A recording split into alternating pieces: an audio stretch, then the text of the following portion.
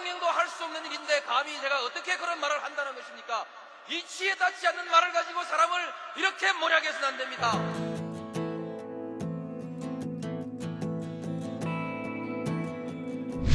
기나긴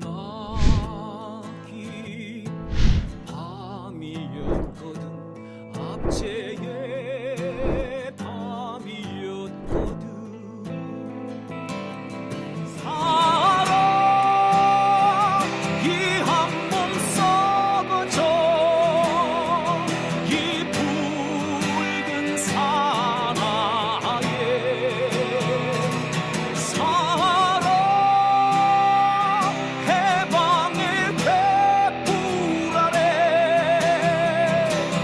벌거숭이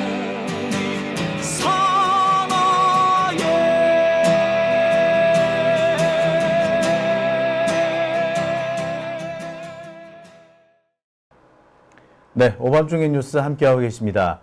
자, 이번 순서는 2부 뉴스 김대호 PD와 함께하는 시간입니다. 매주 목요일과 일요일 일주일에 2번씩 우리 김대호 PD가 여러분과 함께 이 시간 꾸며가는 순서 마련해 놓고 있습니다.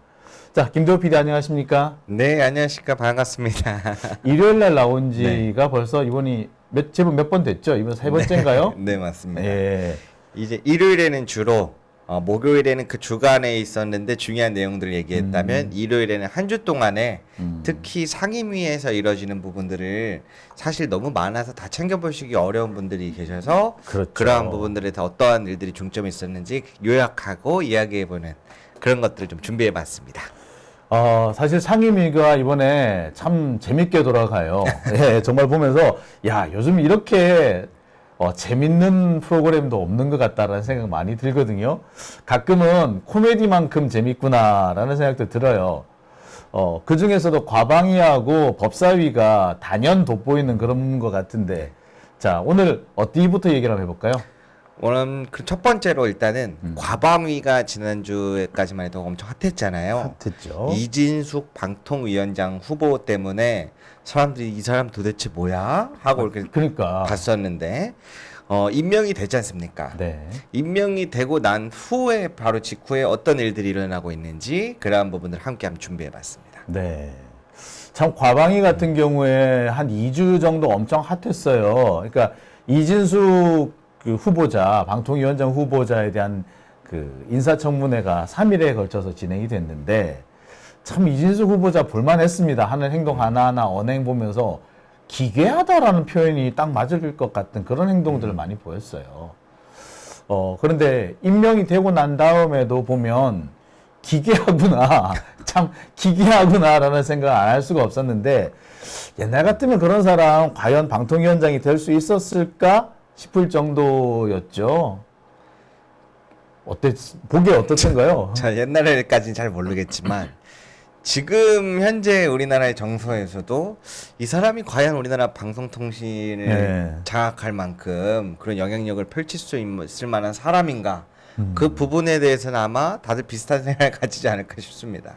자, 그런데 이제 바득바득 어쨌거나 우겨서 방통위원장이 됐고, 방통위원장 된 지 이틀 만에 이제 탄핵을 당했지 않습니까? 그 과정을 보면서, 참, 과방위 역할이 중요하구나라는 생각 많이 했던 것 같아요. 과방위, 일단 재밌는 장면부터 좀 보죠. 어떤 장면들이 있었습니까? 일단은 임명장을 받고 난 다음 날 어떤 네. 일들이 벌어졌는지 먼저 짧게 한번 보고 가시겠습니다. 네. 자, 과방위 동영상 하나 보고 가시겠습니다. 를 생략하고 바로 출근해 같은 날 오후 MBC 대주주 방송문화진흥회와 KBS 이사 추천 선임안을 의결했습니다. 자, 오늘 수여식 한번 보시죠. 이진숙 원장 지금 화면 보듯이 어제 오후 용산 대통령실에서 멀쩡하게 임명장을 받았습니다.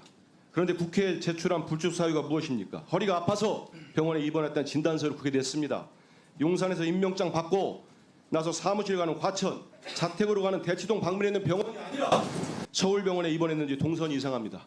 신세계 서울병원에 확인해보니 별도 상급병원의 진단서나 검사지가 없이도 병원장의 입원 가능 판단에 따라 입원이 가능하다는 병원입니다.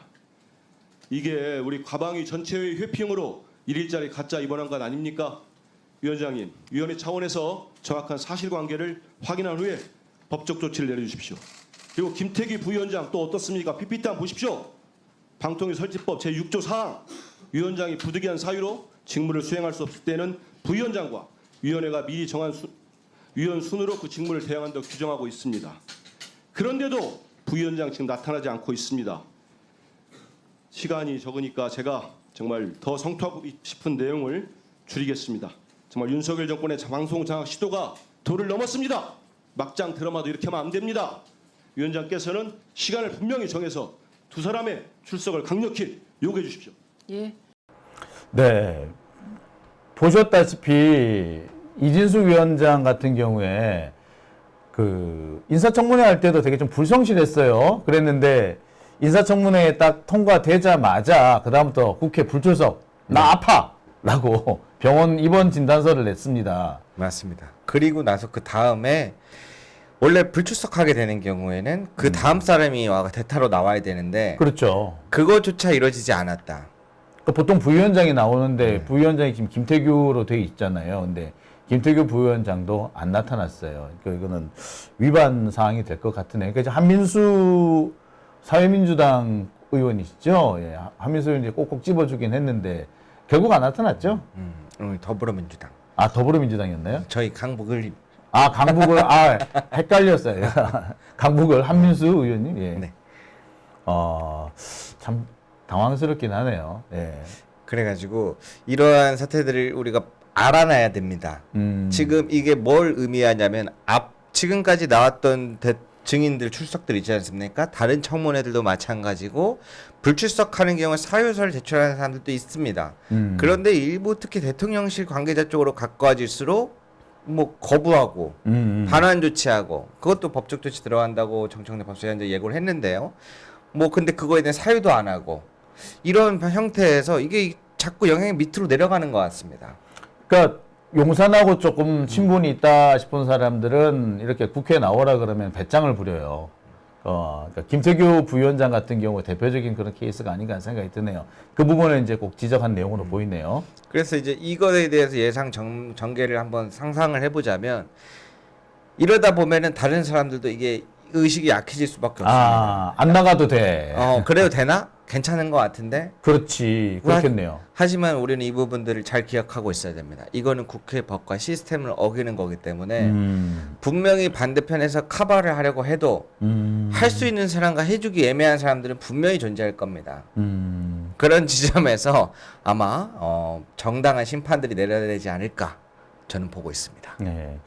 뭐 김태규 부위원장 같은 경우는 유명해요. 정치 판사였어. 그래가지고 좀 문제가 많았던 사람인데 이런 사람만 쏙 뽑아가지고 또 중책을 맡깁니다. 더군다나 권익위 부위원장을 하다가 어느 날 갑자기 또 방통위 부위원장으로 왔어요. 김홍일 같은 경우에 권익위 위원장을 하다가 방통위 위원장이 갔는데 또 비슷한 케이스로 가고 있는 게 아닌가라는 생각이 듭니다. 그 정도로 사람이 그렇게 없나? 하는 생각도 가끔씩 해요. 참 신기한 부분인데 반대로 제가 또 주목하는 점이 하나 더 있는 게 안 나왔지 않습니까? 그 전날에 임명되자마자 뭘 했냐? 몇 시간 만에 임명해야 될 사람들을 강행 처리를 다 해놨어요. 그렇죠. 다 해버리고. 그러니까 지금은 이진숙 방통위원장에 대한 탄핵 가결이 나왔지 않습니까? 근데 그 전에 필요한 역할들에 있어서 중요한 부분을 다 처리를 해버렸어요. 그러니까 지금 제일 중요한 부분이 이제 KBS와 MBC 그리고 그 EBS 이사진 또는 박문진 이사 이런 사람들 교체하는 거였는데 하루 만에 그냥 뚝딱뚝딱 해버렸더라고요. 글쎄 뭐 하루 만에 위원장 부위원장 다 선임 다 해버리고 그리고 이사진도 뚝딱뚝딱 선임해버리고 하지 말라고 사실 2명 가지고는 하기 어렵다라는 게 대체적인 법학자들의 공통적인 해결 그 방안인데 이 부분에 대해서 그냥 무시를 하고 있는 그런 형태예요. 근데 자기들이 또 어떻게 그 뭐 일을 처리했는지에 대해서도 또 명확하게 또 설명을 못 하더라고요. 그래서 저희가 영상을 하나 더 준비해봤습니다. 네. 그러면 실제로 그 처리가 되는 과정들은 어떤 식으로 진행됐는지 한번 같이 보고 있습니다. 네, 일단 영상 한번 보시고 진행을 하겠습니다. 31일 회의에 배석했던 분 누구시죠? 저하고 기획조정관입니다. 이날 그러니까 이게 저도 뭐 공천이나 이런 거 당해서 해보고 이러면은 사실 80명 정도 된 지원자들을 뭐 30명, 50명씩 된 지원자들을 추리는 과정 자체가 사실 회의를 진행하는 사람마다 스타일이 조금씩 다릅니다. 네, 그래서 어떤 사람은 이 사람은 절대 안 돼서 하나씩 제껴가면서 보는 경우도 있고요. 누구는 이 사람이 절대 돼야 되라는 방식으로 접근하는 방법도 있고요. 압축이 어떤 식으로 진행되는지 혹시 김영건 조정관님이 어떻게 기억하고 계십니까? 배제 방식입니까? 아니면은 뭐 위원장님께서 먼저 이분이 좋겠다 이렇게 나오셨습니까? 투표를 통해서 결정하는 방식으로 진행을 했습니다. 2명이 투표한다고요? 네, 2표 받거나 1표 받거나 1표 받거나 이렇게 갈랐다고요? 그렇습니다. 그 투표가 어떻게 진행되니까 좀 설명을 해주십시오. 그 예를 들어서 말씀드리면 그 박문진의 경우에 예. 9분 원래 9분을 이제 예. 선임을 해야 되니까요. 예. 그 두 분이서 9명씩 투표를 해서 예. 투표를 받으면 선임하는 방식으로 했습니다. 그러면 9명을 그 위원장님이 9명의 세트를 하나 추천하시고 부위원장이 9명의 세트를 하나 추천하시고 이렇게 했단 말입니까? 그러니까 전체 대상자가 있는 용지에서 예. 그 투표를 하는 방식으로 그렇게 했습니다. 그러면은 두 분이 각각 9명씩 골랐다는 얘기잖아요. 그렇습니다. 그러면 그 9명이 일치했습니까? 아니면 불일치가 있었습니까? 그러니까 일치하는 경우도 있고, 그러니까 일치하는 경우에 이제 투표를 받는 거니까요. 아니 전반적으로 저는 이거를 기업에서 이런 식으로 사람을 뽑는 경우가 있을까요? 저는 이렇게 해서 9명씩 교차해서 제가 공천대보고 미스코리아 심사대보고 다 해봤는데 이건 처음입니다. 제가 봤을 때는. 예, 보통 압축 단계를 거치고 그 압축하면서 배제하는 사유를 다 명기하고 이런 식으로 가든지 뭐 위원이 조금 더 많으면 인기 투표를 하든지 방법이 있겠지만은 2명이 앉아가지고 내가 생각한 9명 한 다음에 그러면 그 9명이 교집합이 생긴 부분은 그러면 무조건 선임이 됐겠네요. 그렇습니다. 그러면 처장님 배석하셨으면 그 다음 단계는 어떻게 됩니까? 불일치가 발생하는. 그래서 저 여러 차례 그 계속 투표를 했었습니다. 결국은 이제 계속 이제 뭐가 이 9명까지 다 선정이 안 돼서 그래서 일단 종료를 하고 6명을 했습니다. 그렇게 했었습니다. 그러면 결국에는 그 선정된 분들은 한 분이 의중이 많이 반영된 인사들인가요? 아니면 뭐 반반씩 하기로 했습니까? 어떻게 됐습니까? 그거는 잘 모르겠습니다. 제가. 예. 그럼 확실하게 이런 부분이 기록에 남아 있겠네요, 전부 다. 나중에 저희가 회의록을 보면은 이렇게 서로 9명을 제시하고 그리고 거기에서 이견 조정하는 과정에서 남아 있겠네요. 이견 조정은 별도로 없었던 것 같고요. 아니 아까 말한 거라면 불일치가 있었다는데 이견이 없을 수가 있습니까? 그런 거는? 그러니까 두 분이 공통적으로 투표를 하신 분들 나올 때까지 계속 한 거죠. 서로 의견 개진 안 하고요. 그러니까 차이가 생겼을 때 나는 이래서 이 사람이 나은 것 같아 이런 개진 안 하시고 그냥 투표만 계속 했다고요? 예, 거의 투표를 했었습니다. 2시간 동안 나오는 투표를 아니 그러니까 그래가지고 이견이 조정이 됩니까? 이견을 서로 얘기해야지 사실 서로 의견이 팽팽한 상황에서 위원회 조직이라는 게 뭡니까? 결국에는 이게 독임제 기구도 아니고 이렇게 돌아가는 이유가 서로 정반합의 과정을 거쳐가지고 인사나 아니면 여러 가지 안건 판단에 대해 가지고 교환의 과정이 있어야 되는 건데 지금 증인들이 말씀하신 바에 따르면 분명히 이견은 처음에 존재했고 근데 이견을 서로 어떤 기록이 남는 방식으로 나눈 기록은 없고 그냥 이견이 존재한 상황에서 투표만 계속했다. 이 제 해석이 맞습니까 지금? 그렇게 증언하신 거잖아요 지금. 예, 투표를 통해서 결정을 했었습니다. 그럼 그 반복해서 투표를 한 결과지는 저희가 볼 수 있나요 나중에? 그게 이게 무슨 뭐 둘이 어디 투표함에 넣고 개봉하고 이런 게 아니라 그냥 서로 공유해가면서 나는 이 사람들 너는 이 사람들 이렇게 했을 거 아닙니까? 아 그렇게 하지 않았습니다. 그렇게 하지 않았습니다. 또 어떻게 한 겁니까 투표는? 투표 용지를? 근데 예전에도 그렇게 뭐 한 적이 있었던 거 아닌가 모르겠습니다. 예, 예, 맞습니다. 예, 예. 맞습니다. 예, 예, 예. 투표용지에 이제 도장을 찍는 거죠. 이렇게. 예. 2분에서 다시 시작합니다. 2분에서. 예. 아니 저 여기까지 하겠습니다. 저 이해가 안 가가지고 추가 질의를 이어갈 수가 없어가지고 예. 혹시 그 위원장님이나 간사님이 좀 아시면 좀 도와주십시오. 이게 이런 투표를 예. 여기 들으세요. 2분. 글쎄, 저도 이준석 의원의 얘기가 맞는 것 같긴 해요. 그러니까 무슨 말을 하는지 솔직히 못 알아듣겠어요. 지금 그 방통위 이 사람들이 뭐라고 얘기를 하는데 이 사람들은 정확한 상황 파악을 못 하고 있는 것 같아요. 그냥 대충 물어보니까 그때 그냥 임기응변식으로 답을 할 뿐이지 어떻게 투표가 진행됐는지를 제대로 설명을 못 하는 것 같아요. 할 생각도 별로 없는 것 같고 특히 조정은 이 사람 같은 경우에는 티껍게 그런 걸 왜 물어봐? 왜 하려고 해? 뭐 이런 표정도 좀 들어가 있더라고요. 네, 제가 봐도 느끼기에는 이게 그 당사자 2명 말고는 아는 게 없구나. 그러니까 답을 저렇게 모르는 것처럼 막 얘기할 수밖에 없구나라는 생각도 들었고 이 투표가 왜냐면 지난번에 저희가 방송에서 한번 말씀드렸던 것처럼 어마어마하게 많은 사람들이 지원을 했어요. 한 80명 가량 되는 걸로 근데, 알고 있는데 그 80명 중에서 9명을 추리는 과정에서 어떻게 압축을 했냐. 따로 압축을 안 하고 자기들 마음에 드는 사람 9명을 찍었습니다. 그렇죠. 그 말이 되는 거죠. 예, 그 말이 되는 건데 그래서 그 교집합이 나온 건 그렇다 치고 교집합 안 나온 건 어떻게 했느냐. 이견 수렴이나 이런 게 토론이 있었느냐. 근데 없었다는 거 아니에요. 그러면서 계속 또 투표 그랬다는 얘기야? 그렇죠. 그래도 또 그러면 압축하는 과정이 있었을 거 아니에요.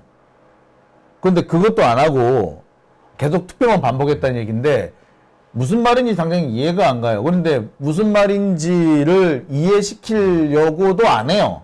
그 말은 결국 뭐냐면 상황 파악을 잘 못한다라는 거고 내용을 모른다는 의미로밖에는 제가 안 보이거든요. 근데 참 이준석 의원도 오죽했으면 자꾸 보면은 그래 표정이 그래 계속 눈이 동그래서 이렇게 주위를 두리번거리다가 그래서 어떻게 됐다는 얘기인가요? 라고 물어보는 태도. 그러다가 갑자기 본인도 어처구니가 없었는지 막 웃고 이런 장면이 나오잖아요. 그래서 이게 지금 나오는 반응이 크게 2가지입니다. 첫 번째로는 초등학교 반장 선거보다 못한 것 같다. 이게 어떻게 네. 정부와 관련된 기관의 선거냐, 그렇지. 투표냐. 예. 두 번째로는 이런 얘기가 될지 모르겠습니다. 있는 그대로 얘기를 하자면 준석아, 네가 일조해서 만든 네 세상이다. 직접 경험해보니 어떻든 반성해라. 약간 이런 반응이거든요. 그렇지. 이준석이 그러니까 지금 네. 윤석열이 0.7% 차이로 당선이 됐는데 그 0.7%에 이준석이 미친 영향이 어마어마했을 거예요. 전체적인 뭐 당선의 당락이야 뭐 큰 영향을 못 미쳤다 하더라도 적어도 0.7% 그것을 이기는데 이준석이 엄청난 영향을 미쳤을 거거든요. 그러니까 이준석 네가 만든 세상이야. 네가 어떠냐 맛이. 당해보니 어떠니? 아하. 그런 반응들이 이제 나오고 있는데 그래서 제가 오늘 준비한 내용들은 앞으로 나중에 이런 것들이 정상화되고 뭔가 책임이 문제나 책임을 규명해야 될 때 어떤 일들이 있었는지를 우리가 아는 사람이 많아야 한다. 그렇죠. 왜냐면 사실 우리가 주변에서 생활하고 일하러 다니고 가족들 챙기고 하다 보면 놓치는 경우가 많아요. 근데 이게 어디로 이어지느냐. 나중에 이진숙 방통위원장 문제가 있다. 탄핵하자라고 했을 때 그거에 동의를 할 수 있는 사람이 적어질 수밖에 없어요. 모르면. 그러니까 우리가 이런 것들을 계속해서 내용을 알고 공유하고 이거에 대해서 문제 토론도 해보고 자꾸 뭔가 하는 방향으로 소개를 앞으로 많이 해보겠습니다. 아니, 그러니까 결론을 보자면 네. 이준숙 방통위원장이 그냥 지 하고 싶은 대로 뭐 절차고 나발이고 없이 그냥 막 했다라는 뭐 결론 내용밖에 안 되고 그에 대해서 방통위 직원들도 별로 아는 게 없더라라는 거잖아요. 어떻게 보면 참 서글프네요. 현타가 오죠. 현타가 옵니다. 예. 근데 네. 이준숙도 이준숙이지만 우리 이진숙과 이준석 조금 다른데 이준석 의원 같은 경우에 바로 그 질문을 진행하면서 본인도 되게 어처구니가 없어 해요. 아마 아까 말씀하셨듯이 네가 만든 세상 맛이 어떠냐 뭐 이런 얘기도 나올 법도 한데 그럼에도 보면 여전히 이준석 의원 같은 경우에 젊은 남성들한테는 대단히 지지를 많이 받는 걸로 이렇게 돼 있거든요. 글쎄, 왜 그런가요? 이준석 뭐 좋다고 우리가 보기엔 좀 웃기는데 네, 왜 그래요? 어려운 질문입니다. 사실 어떤 관점으로 볼 거냐에 따라 해석은 달리할 수 있는데요. 제가 생각하기에는 그렇습니다. 뭐든지 그 세대만의 예. 인물이라는 게 탄생을 하는 부분이 있는 것 같아요. 아, 오래되셨던 분들은 좀 연륜이 있으신 분들은 이제 김대중 정부에서 김대중이라는 사람을 만나봤고 그 다음에 또 시간이 지나서 노무현 참여정권이라는 또 노무현 노사모를 함께하면서 그 세대를 함께하신 분들이 있고 그리고 또 지금은 또 이재명이라고 문재인 이재명 이렇게 그 세대만의 정치적인 영향력이 있는 인물들이 항상 나왔다라고 일종의 봅니다. 아이콘 같은 인물들이죠. 그런데 불행하게 딱 제 세대거든요. 제 나이 또래 친구들 세대에는 누가 나왔냐? 이준석이 나온 겁니다. 그 외에는 이렇다 할 만한 사람이 없죠. 그 외에는. 그래서 저는 솔직하게 너네는 왜 그러니라고 하면은 답답해요. 아니 여러분 때는 김대중, 노무현, 이재명 좋은 사람들 다 나왔는데 왜 하필 우리 세대는 저 사람이어야 되냐. 왜 그러니까 그 세대를 대표한다라고 하는 게 저는 반대로 부럽습니다. 다른 분들이. 왜냐면 저도 지금 이제 시간이 지나서 정치를 하나씩 관심 갖게 되고 알고 보고 하니까 꼭 제일 한번 만나 뵙고 싶은 분이 노무현 전 대통령이거든요. 근데 뵐 수가 없잖아요. 그러니까 이제 더 화가 나는 거예요. 왜 우리 세대의 아이콘은 이준석밖에 없는데 어쩌란 말이야 라는 의미도 될 것 같아요. 그래서 저도 반대로 하소연을 하고 싶어요. 왜 못 막으셔줬습니까? 저희 때야 이제 막 20살 될 때니까 정치 잘 모르죠. 누가 어떻게 튀어나오는지. 근데 아시는 분들이 있었으면 막아주셨어야지. 사실 제가 이준석하고 조금 개인적인 인연이 있어요. 있습니까? 있어요. 서로 조금씩 알아요. 조금씩 잘 알지는 못하는데 조금씩 알아요. 방송도 몇 번 같이 나갔었고, 그 이준석이라는 친구의 특징이 말이 많아요. 나도 사실 말이 적은 편이 아닌데, 나도 말 한 번 시키면 끝이 없는데, 이준석이라는 사람은 술자리 같은 데 가면은 지 혼자 80%를 떠들어. 누구랑 비슷하네. 80%를 떠들어. 그러니까 다른 사람이 말할 시간이 없어요. 그러면서 온갖 얘기들을 다 해요. 뭐 그런 면에서 보면은 이 주변 사람을 압도하는 그런 건 확실히 있습니다.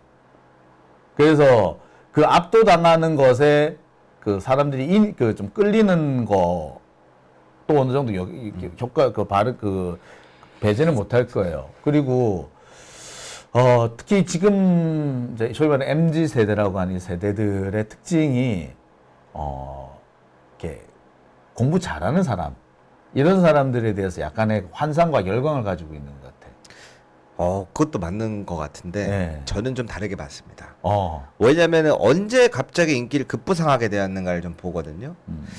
이게 유튜브라는 매개체가 활성화됐을 때 가장 떴다라고 저는 보고 있거든요. 예를 들면 예전에 어느 한 TV 프로그램 토론에서 이제 막 군 장병 문제라든가 남녀 젠더 갈등에 대한 문제 이런 토론에서 이준석 당시 그 퀴즈가 압도적인 모습들을 보여주면서 열광적인 지지를 얻었거든요. 근데 그 프로그램이 사실상 방송 시청률이 1%가 나옵니다. 그 방송을 본 사람이 거의 없었어요. 사실상 1% 중에 애들이 몇 명이나 될 것 같습니까? 굉장히 낮죠. 그렇죠. 왜냐면 잘 돼가는 드라마가 맨날 30% 40% 나왔다고 그러니까. 하니까. 그런데 이게 유튜브라는 플랫폼이 활성화될 때 특히 쇼츠나 이런 것들이 나올 때 그때 이제 많이 올라왔습니다. 아하. 그러면서 자연스럽게 그런 과정을 접했는데 제가 시간이 지나서 요 근래 다시 봤을 때는 어떤 느낌이었냐면 저 토론 자체가 굉장히 불공정한 싸움이다. 그 사람이 알고 있는 지식이나 이런 걸 무시하는 게 아니라 반대로 불러줬다라는 그 서울대생이나 이런 학벌 좋은 친구들이 정치나 당 생활을 해본 적이 없는데 당대표로서의 뭐 직무나 역할 이런 이야기를 해버리면 낄 수가 없거든요. 그렇죠. 그러니까 사실상 토론에서 우위를 점할 수가 없는 토론이었는데 아하. 이거는 내가 봤을 때는 띄워준 거나 마찬가지다. 한편은 그런 점도 있어요. 그러니까 이준석이라는 사람이 이제 박근혜가 발탁한 사람이잖아요. 근데 박근혜가 발탁을 하면서 비대위원이 됐죠. 그래서 누가 보더라도 그 일찍 그 남들이 쉽게 갈 수 없는 자리를 먼저 갖고 그 경험이 무시 못 한다는 거. 그래서 그러니까 비대위원부터 시작했지만 계속 정치에서 떨어지면서 정치 낭인 생활을 오래 했잖아. 그러면서 나름 좀 다른 정치적인 사람과는 좀 다를 수도 있겠지만 그 인물 자체로는 정치 활동을 꽤 오래 한 거야. 맞아요. 네, 그래서 다른 선택지가 없었을 수도 있을 것 같다는 생각이 들어요. 선택지가 부족했죠. 예.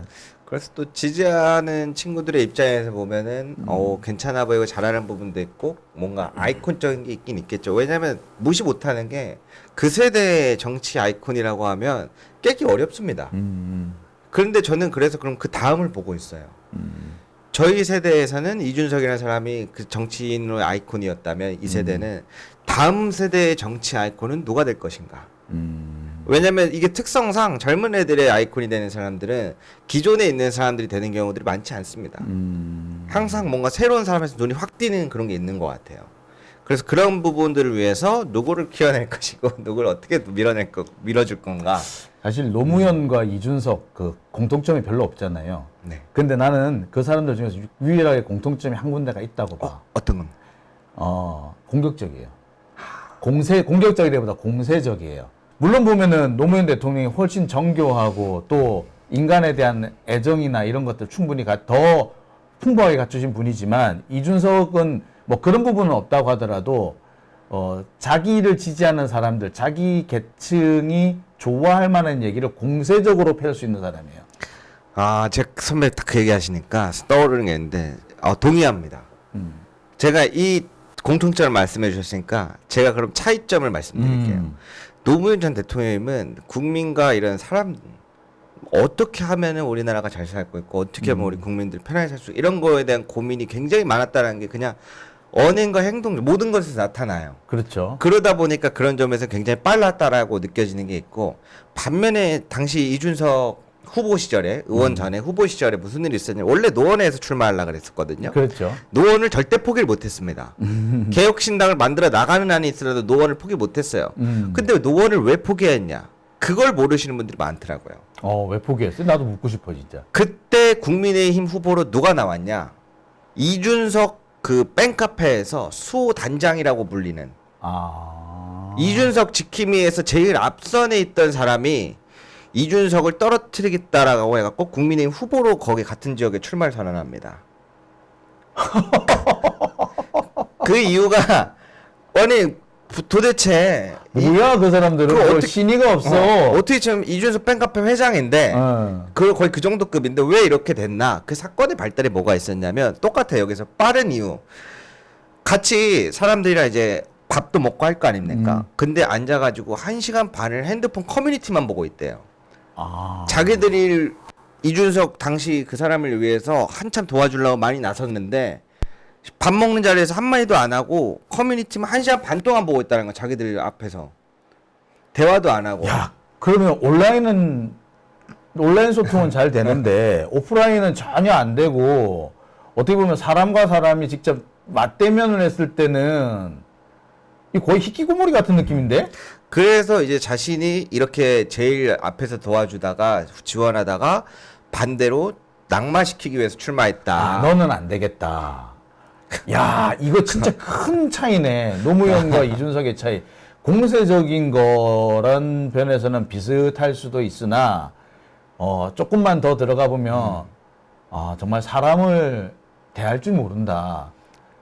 그래서 이제 그 이야기의 진실 공방은 뭐 둘 다 양쪽에 다 해봐야겠지만, 들어봐야 되겠지만 어느 정도 그 후보가 얘기했던 것도 확실히 일리가 있다라고 보여지는 걸 봤을 때 왜냐면은 그 한 사람이 그렇다고 해서 모든 사람이 등을 돌리진 않거든요. 근데 그 당시 그 활동하는 사람 대부분이 그쪽 편에 섰어요. 그러니까 공감이 되는 부분들이 확실히 있었기 때문에 그래서 제 생각에는 이 싸움이 벌어지면 아무리 자기가 지역구 기반을 다져놓은 노원 쪽이라 할지라도 힘들겠다 싶어서 옮겼을 확률이 높다라고 보여집니다. 야, 이게 이준석의 한계일 수도 있겠네요. 그래서 이번 기회에 키보드 워리어네, 말 그대로 키보드 워리어일 뿐, 그 밖에 인간관계라든지 이런 부분에서는 야, 정말 문제가 있을 수도 있다. 중요한 얘기 해주셨네. 오늘 과방위 얘기한다고 하다가 이준석 얘기로 넘어왔는데, 이준석의 뭐라고 해야 되나? 허점이라고 해야 되나? 죄송합니다. 이게 원래 수업 시간에 잠깐 한 번씩 다른 얘기하는 게 더 재밌을 때가 있잖아요. 예, 근데 이게 더 재밌네요. 자, 오늘 뭐 첫 번째 주제는 여기 이렇게 하고요. 잠시 쉬었다가 두 번째 주제로 한번 넘어가 보겠습니다.